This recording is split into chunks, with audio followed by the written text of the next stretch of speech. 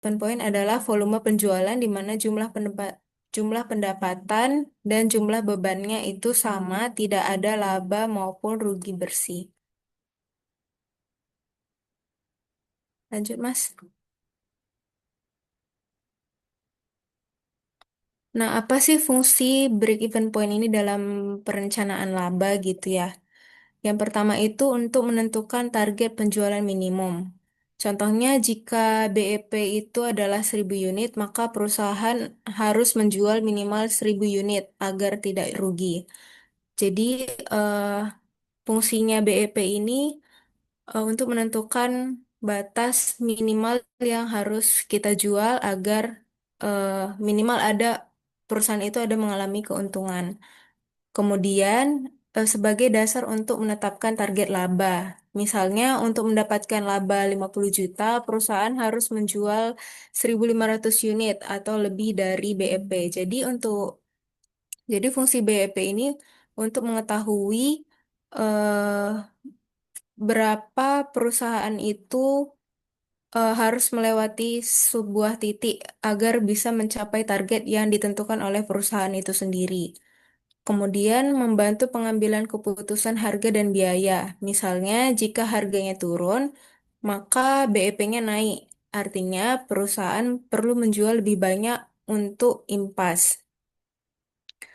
Jadi,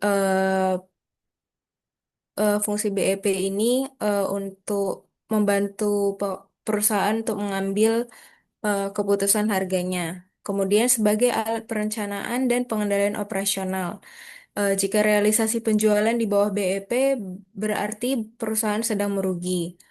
Seperti yang sudah dijelaskan sebelumnya, berarti ketika perusahaan itu tidak bertemu titik impas atau titik BEP, maka perusahaan mengalami kerugian karena dia di bawah BEP titiknya.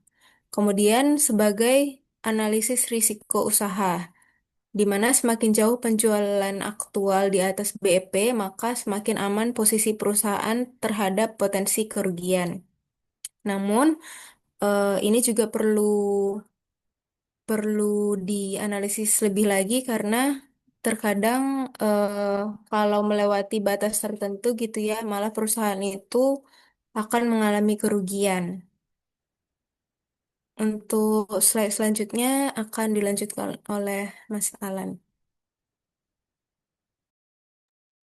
Baik, Kak, terima kasih atas waktu yang diberikan.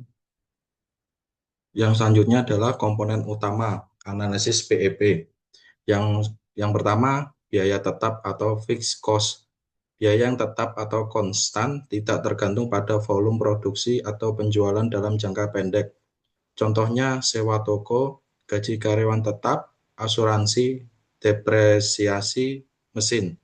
Kemudian yang kedua, biaya variabel. Biaya yang berubah seiring dengan jumlah unit yang diproduksi atau dijual. Contohnya bahan baku langsung per unit, upah pekerja yang dihitung per unit, kemasan per unit. Kemudian yang ketiga, harga jual per unit. Harga yang ditetapkan untuk setiap unit produk atau jasa. Yang keempat, margin kontribusi. Selisih antara harga jual per unit dan biaya variabel per unit. CM sama dengan B dikurang VC per unit yang dijual setelah menutup variable cost. Sisanya dipakai untuk menutup biaya tetap dan setelah biaya tetap tertutup maka baru untung. Kemudian yang kelima, break even point BEP. Titik di mana total pendapatan sama dengan total biaya. Fix plus variabel bisa dihitung dalam unit atau dalam nilai rupiah. Untuk pokok pembahasan berikutnya adalah perbedaan biaya tetap dan variabel. Yang pertama berdasarkan waktu. Biaya tetap merupakan pengeluaran yang biasanya tidak terjadi setiap hari. Biaya tetap bisa dikeluarkan selama beberapa periode seperti per bulan, per tahun, ataupun per beberapa tahun sekali. Sementara itu biaya variabel merupakan biaya yang dikeluarkan dengan rentang waktu lebih pendek, bisa saja seminggu sekali ataupun tiap hari. Kemudian yang kedua berdasarkan penentuan harganya. Perbedaan selanjutnya ialah berdasarkan penentuan harga. Walaupun jumlah besar, biaya tetap sangat jarang digunakan sebagai dasar penentuan suatu harga barang dan atau jasa. Hal ini berbeda dengan biaya variabel di mana pada biaya ini menjadi salah satu dasar penentuan harga suatu barang dan jasa. Untuk yang selanjutnya adalah menentukan BEP. Untuk menentukan BEP dapat dilakukan menggunakan dua pendekatan, yaitu yang pertama secara grafik atau kurva. BEP ditentukan dengan menggambarkan kurva total biaya dan total pendapatan dalam suatu grafik dengan titik perpotongan antara garis total biaya dan garis total pendapatan yang menunjukkan jumlah penjualan di mana usaha tidak untung dan tidak rugi. Kemudian yang kedua secara matematis. Pendekatan ini menggunakan perhitungan angka untuk menentukan BEP dengan dua metode utama. Yang pertama, metode persamaan. BEP dihitung dengan menyamakan total pendapatan dengan total biaya. Kemudian yang kedua, metode kontribusi unit. BEP dihitung dengan menggunakan margin kontribusi per unit, yaitu selisih antara harga jual per unit dengan biaya variabel per unit. Untuk presentasi selanjutnya, saya serahkan kepada Kak Afifah.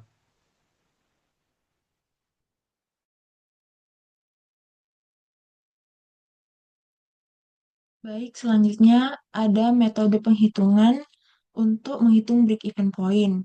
Untuk metode yang pertama adalah metode persamaan atau equation metode. Metode ini itu berdasarkan pada pendekatan laporan laba rugi, di mana dapat diketahui dengan persamaan dasar price quantity sama dengan fixed cost ditambah variable cost.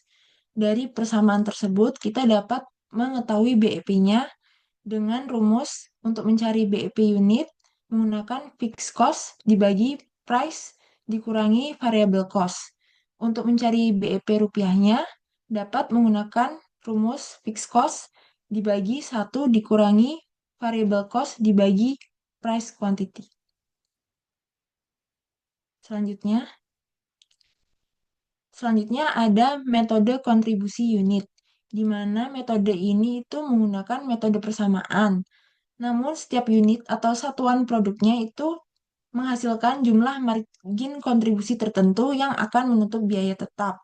Seperti yang tadi dijelaskan, untuk mencari metode kontribusi itu menggunakan persamaan price dikurangi variable cost. Lalu untuk menghitung BEP unitnya dapat menggunakan rumus biaya tetap dibagi margin kontribusi per unit. Dan untuk menghitung BEP rupiahnya dapat menggunakan rumus biaya tetap dibagi rasio margin kontribusi.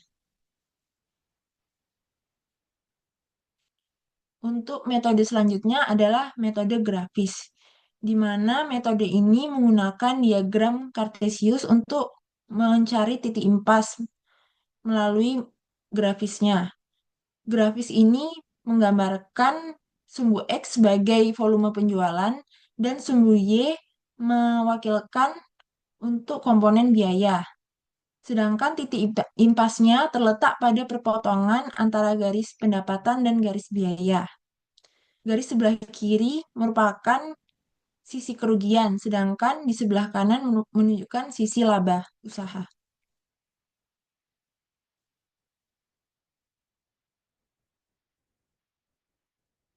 Pada tampilan layar terdapat gambaran grafik BEP, di mana di sini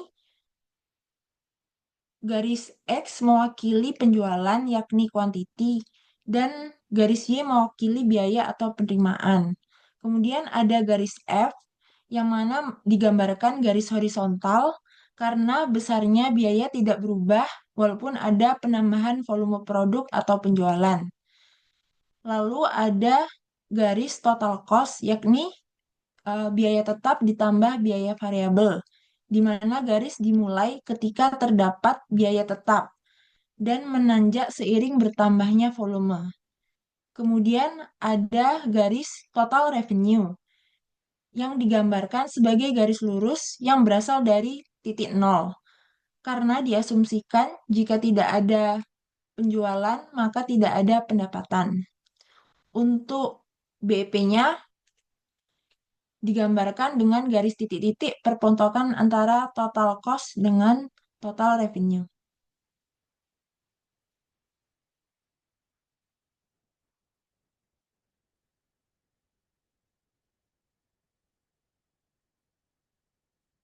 Lalu untuk grafik berikut menunjukkan titik BEP. Di sebelah kanan titik BEP merupakan garis laba, di mana pendapatan lebih besar daripada biaya yang dikeluarkan. Sedangkan di daerah sebelah kiri menunjukkan sisi kerugian, di mana pendapatan kurang dari biaya produksi.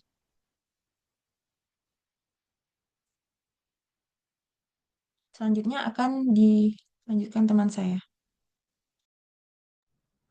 Baik, selanjutnya saya akan masuk ke materi perhitungan BEP. Jadi, BEP itu ada dua jenis. Yang pertama adalah BEP unit dan yang kedua adalah BEP rupiah.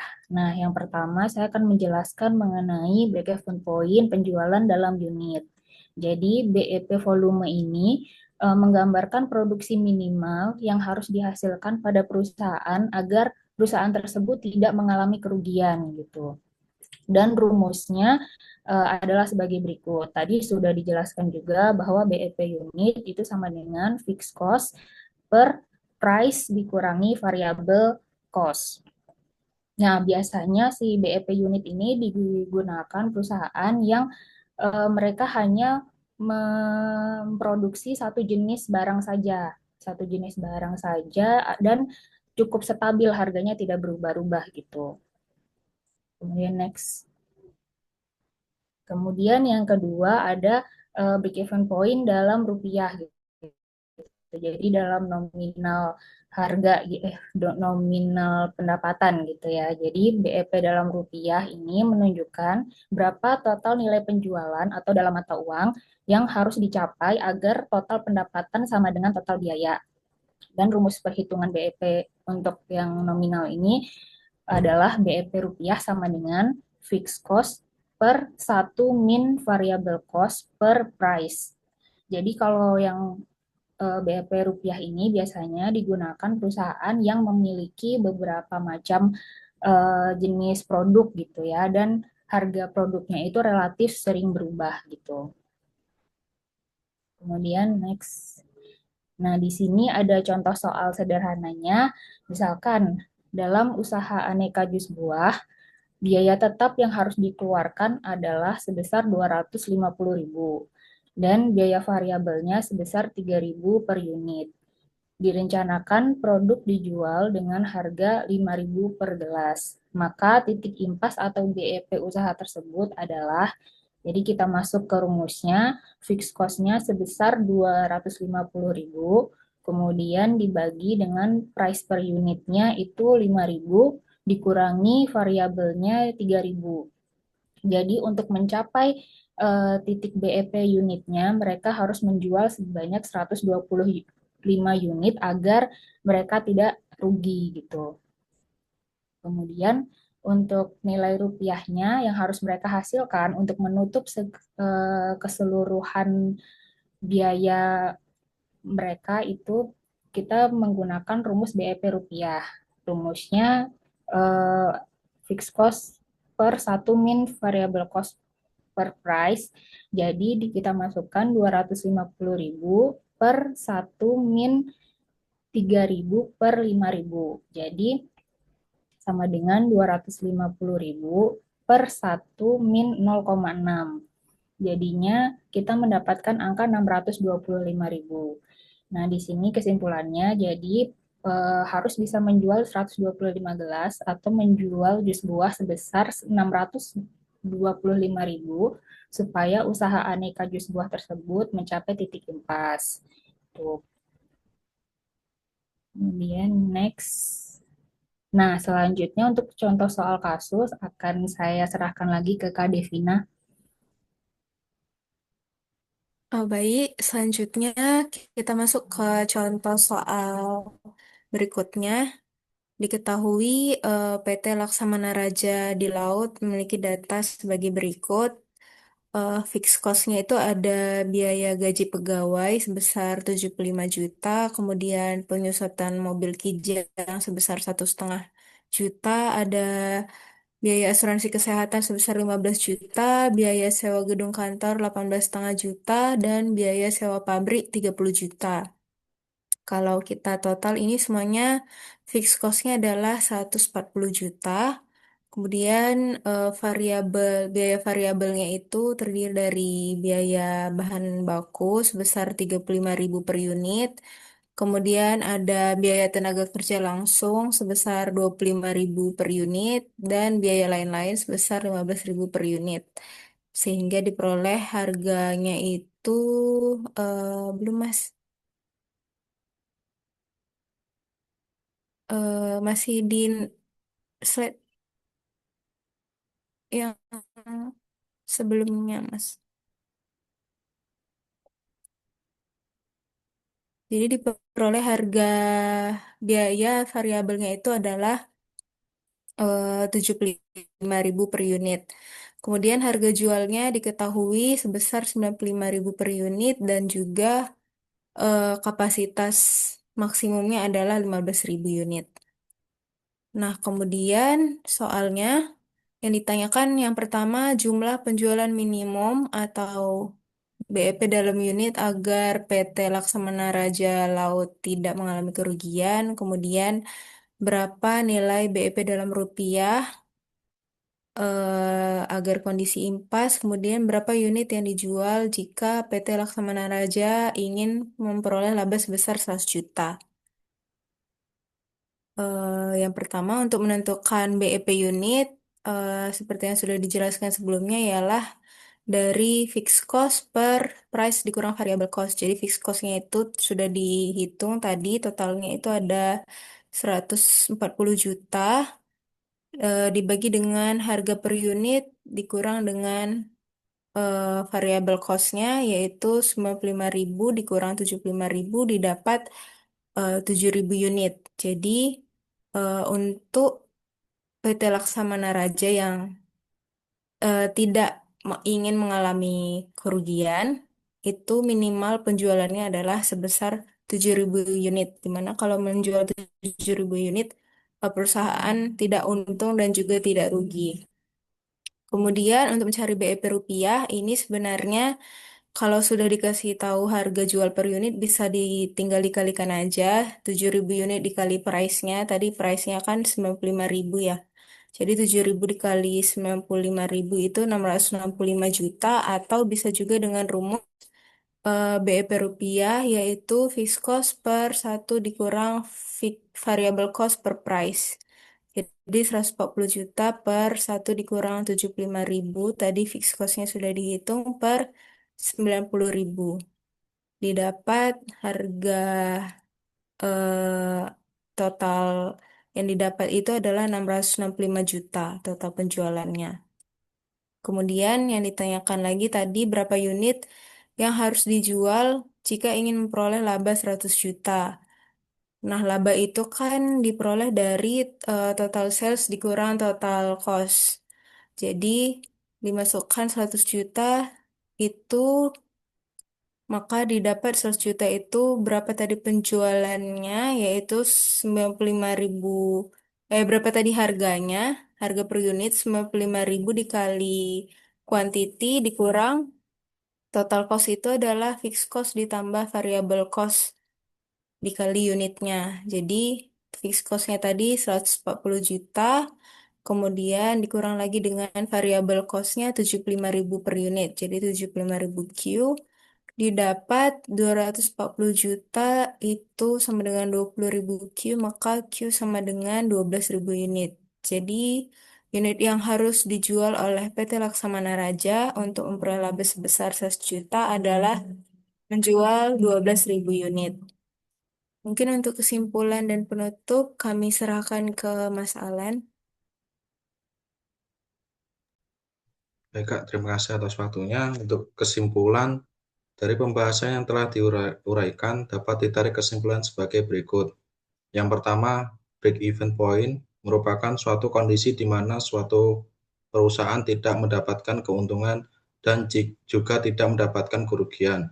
Yang kedua, titik impas atau titik BEP ini berguna bagi manajemen dalam membuat keputusan bisnis, yaitu harus memproduksi atau menjual pada jumlah beberapa sehingga perusahaan tidak mengalami kerugian. Kemudian yang ketiga, analisis BEP mempunyai manfaat sebagai dasar perencanaan produksi dan penjualan bagi manajemen. Untuk selanjutnya saya serahkan kepada Kak Devina. Baik, mungkin sekian presentasi kami dari kelompok satu. Kami persilakan bagi teman-teman yang lain jika ada pertanyaan.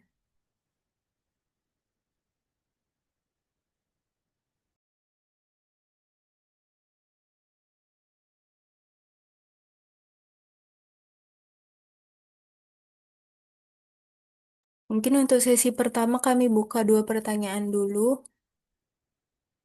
Untuk yang sudah raise hand boleh eh, dibuka mic-nya.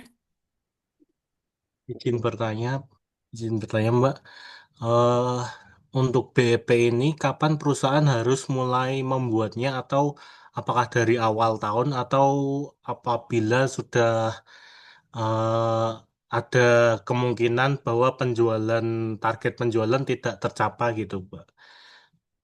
Sekian pertanyaan dari saya. Terima kasih.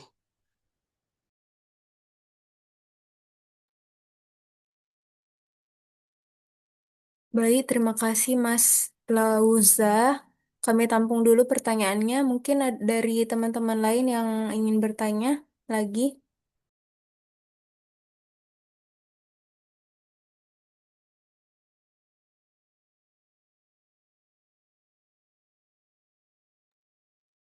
Izin bertanya, Mbak. Halo, Eh, suara Mbak, saya kedengaran nggak? ya. Oke.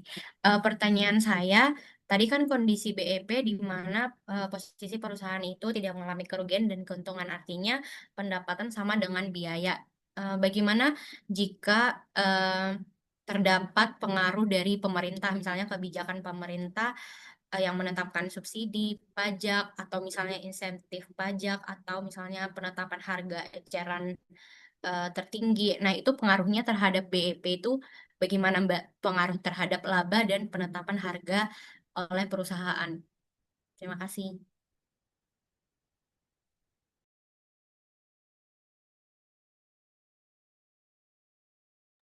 Baik, terima kasih Mbak Naomi. Mungkin saya coba jawab dulu pertanyaan dari Mas Lauza.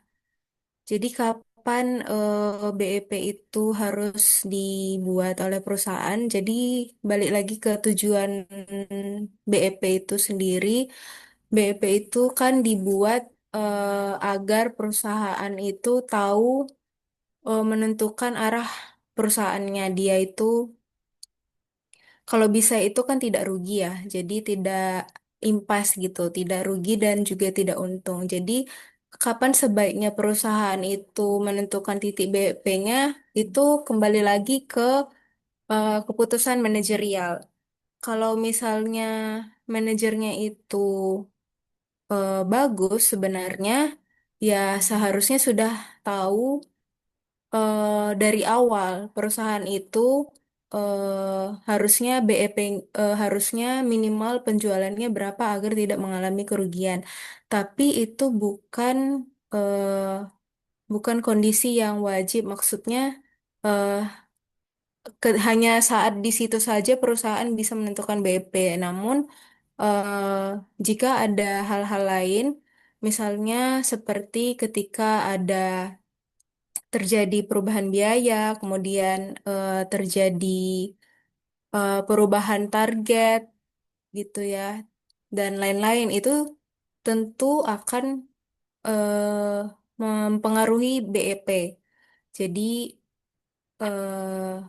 untuk pertanyaannya mungkin kapan harus memulai ya seharusnya sudah dari awal, tapi tidak menjadi patokan kalau BEP yang di awal itu adalah tetap selamanya BEP yang tidak bisa diubah. Mungkin seperti itu dari teman-teman yang lain. Mungkin ada yang mau menambahkan?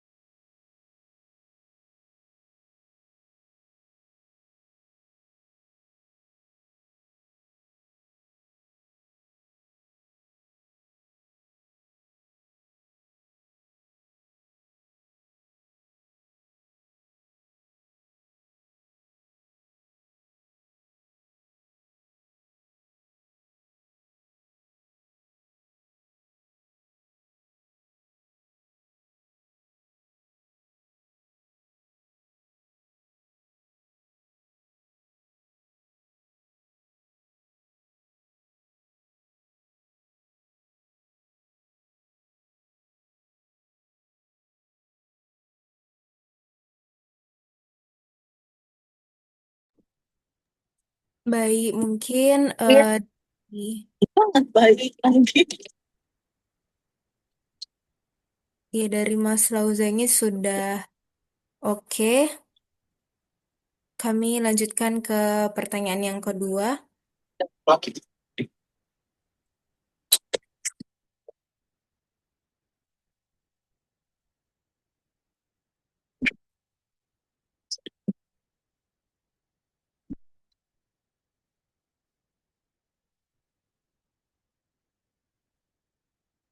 Satu yang di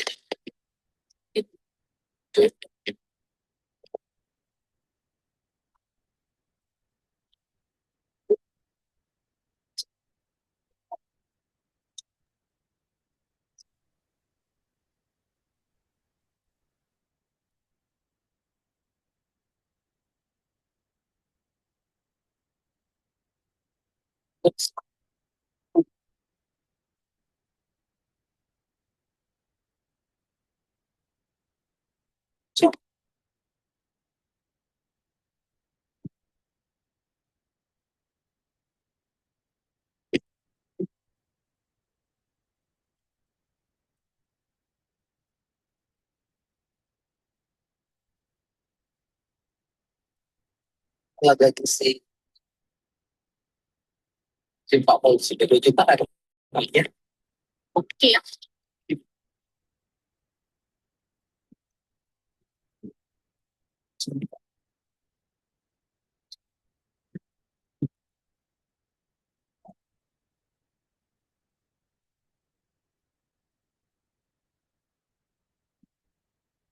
Nanti kita pergi.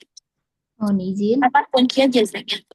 Ubah Saya izin menjawab pertanyaan Mbak Naomi tadi terkait kalau misalkan pemerintah menetapkan harga eceran tertinggi gitu ya, apa pengaruhnya ke BEP gitu kan?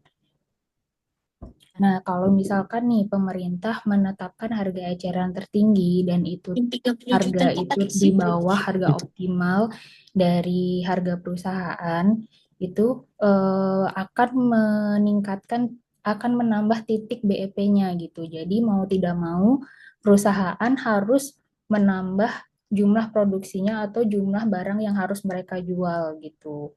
Karena harganya di bawah harga optimal mereka gitu, Mbak. Apakah sudah menjawab, Mbak? Berarti ketika ditetapkan harga eceran tertinggi itu, apakah perusahaan itu masih dapat eh, mendapatkan laba atau gimana, Mbak? Iya, tetap perusahaan tetap bisa mendapatkan laba dengan cara menambah jumlah yang harus mereka jual gitu.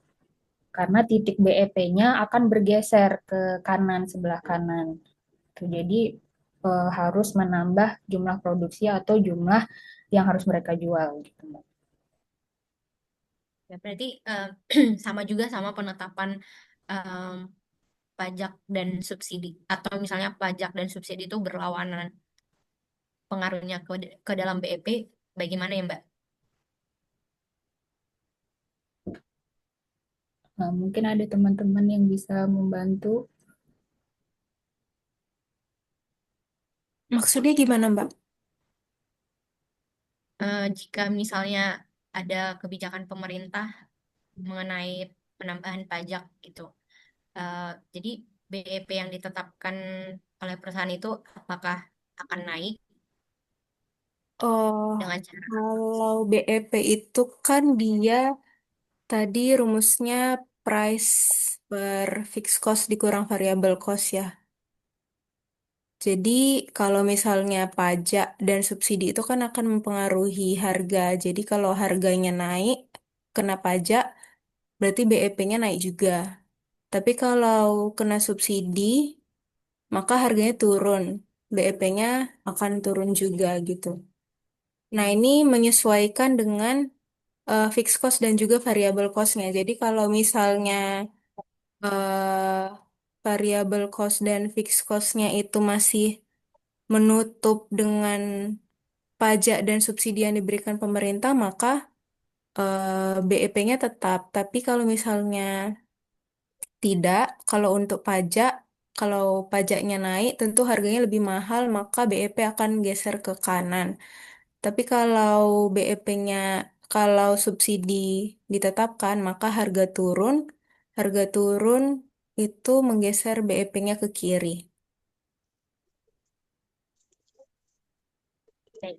Berarti secara tidak langsung BEP itu eh, salah satu alat perusahaan untuk merespon kebijakan pemerintah ya untuk menentukan labanya mereka bertindak bagaimana gitu. Gitu ya, Mbak. Iya. Baik, makasih Mbak Devina.